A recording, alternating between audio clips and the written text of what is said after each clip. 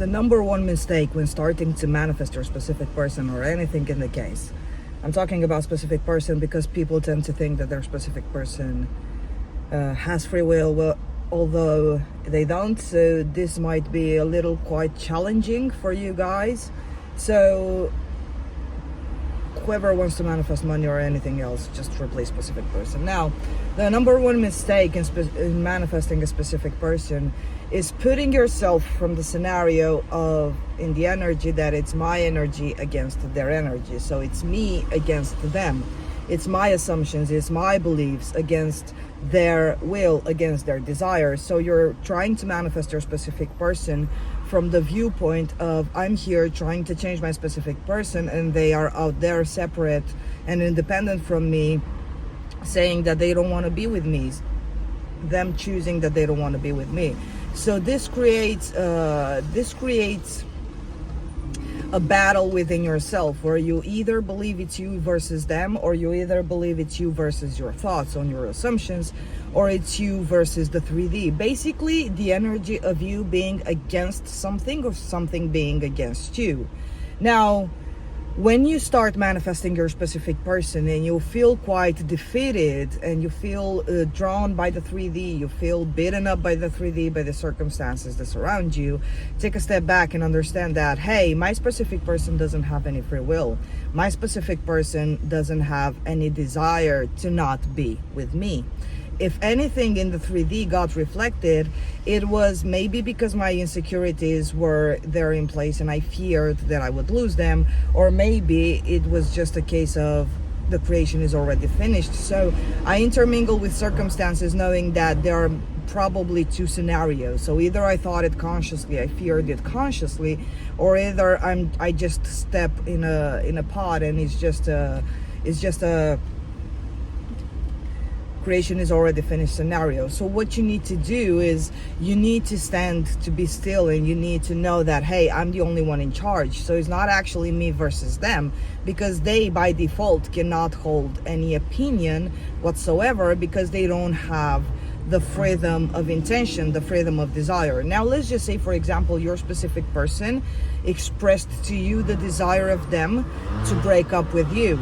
Now, taking a step back and analyzing your thoughts, was your mind there? Was your mind that maybe this is too good to be true, the relationship is too good to be true, all good things come to an end, all people leave eventually? So if you did consciously have the thought, so if you remember, if you observe prior to them expressing to you the desire, so-called, of not being with you, then it's you actually manifesting their so-called desire. Because in your reality, you're the only one manifesting anything. It's not their experience, it's not their desire, because free will means the power of intention. They don't hold this power of intention. They are just reflections. They are just holograms. They are just reflecting back to you your assumptions about yourself and love and the idea that you hold about yourself. So the number one mistake is treating manifestation as if I have to do my techniques in order to change his mind, otherwise, or her mind. I have to do this in order to impress her or in order to impress him. I have to do either my manifestation techniques in order for me to manipulate their thinking. Therefore, you unconsciously believe that they do have a thinking in the first place. So approaching that, it's me versus them, it's me versus my assumption, you're creating a battlefield that was not there in the first place. What you need to do is understand that nothing is against you.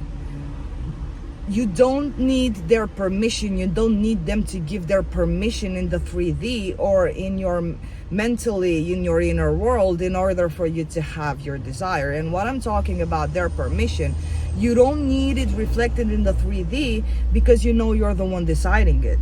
Now, what does permission means? Permission means that you're either trying to manipulate yourself into believing that they will agree to be manifested by you. You either manipulate the 3D in order to get the validation. You manipulate them in the 3D, or you gaslight, or you try techniques, tactics such as no contact or posting stories in order to get their attention. They all come from the invisible assumption, the subconscious assumption of they are there, they must be impressed. So it's my power versus their power. So you kind of create this equality in powers, which was never there in the first place. That's why I was insisting in the other videos, in my past videos, for you to start seeing them as them being here for you, being here to serve you, because whether you accept your God or not, you are always going to manifest them. You are always in a position of superiority, because as the only observer in your reality, you are the only one that gets to create. You are the only one that gets to manifest in your reality. Now, whether you accept it and you take accountability, and accepting your God and accepting your source, the only operant power, the only thinker, it doesn't mean that you have to start blaming yourself for whatever went wrong in your life. Is just observing and understanding what was I thinking back then, so that I don't do it again over and over again, so that I can finally allow myself to have what was mine to have, because your desire is your birthright. So you start observing this, you start taking accountability, and you start saying, yes, I remember how I was thinking this prior to the breakup. I remember how I was insecure. I didn't have a good idea of myself. And the good idea of yourself and self-sabotaging is not that maybe you think that, or maybe you thought that. It's simply you even believing life is cruel, or things don't happen to good people, or basically everything that might go opposite to what you're trying to manifest, to what you're manifesting. So if you're manifesting a specific person, you want to be in the identity of, I know I'm in charge, I know I'm here, I'm the only thinker, I know they have no other choice but to be the who I say they are, because I have no other choice but to be the person I say I am. I have no other choice but to claim that I am the person that always gets what they want, because Jesus, like I am the only thinker. Why wouldn't I get what I want? Like, and every question that I'm telling you, like, why wouldn't I get what I want? It's a rhetorical question. The answer would be, yeah, sure. Why wouldn't you get what you want? Like, nothing is stopping you by simply the illusion that you have to do something out there or in here in order to manipulate their thoughts. Like, I have to say my affirmations because those affirmations go in their brain and they will start. But you're not convincing anyone to take part in your play. You're not convincing them to play the role that you've attributed them. No, you're commanding it. Like, it's a different thing. Like, I'm affirming and I'm hoping they will accept to play the part. You're rather demanding it with conviction, because this is what the only thinker, this is what being the boss of your reality means. You're demanding it with conviction, and you know it has to be so, because the 3D has no other choice but to reflect it back to you, but to give it to you. So you're not asking permission from anything or from anyone. You're not asking for permission from your assumptions. You're not asking for permission from your past. You don't need permission, because, just a quick tip, the permission was already given. You don't even need to question yourself whether, do I have the permission? Can I be so, how to call it?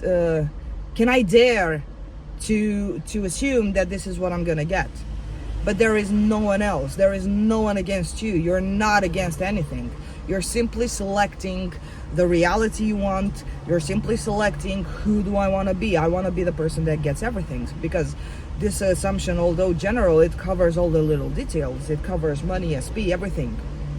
And you're making such a big deal out of manifesting your SP when you start viewing them as something equal. Like, I have to fight this power. Like, I have to prove myself that I'm more powerful than them.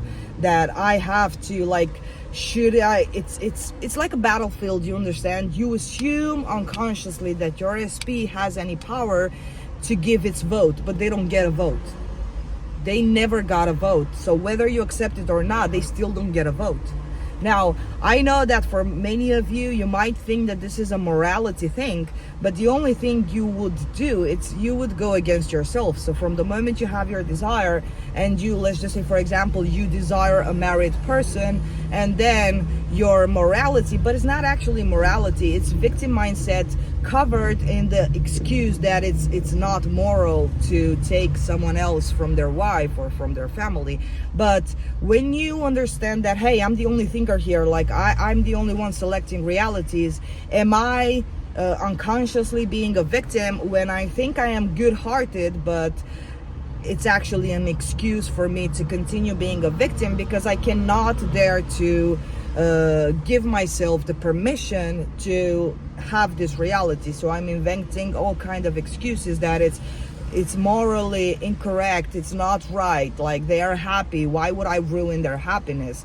And even you having this discussion with yourself, like I am ruining someone else's happiness, can you understand how low you put yourself, how low value you put yourself? Like it's not that why would them being with you not mean that they would be happy?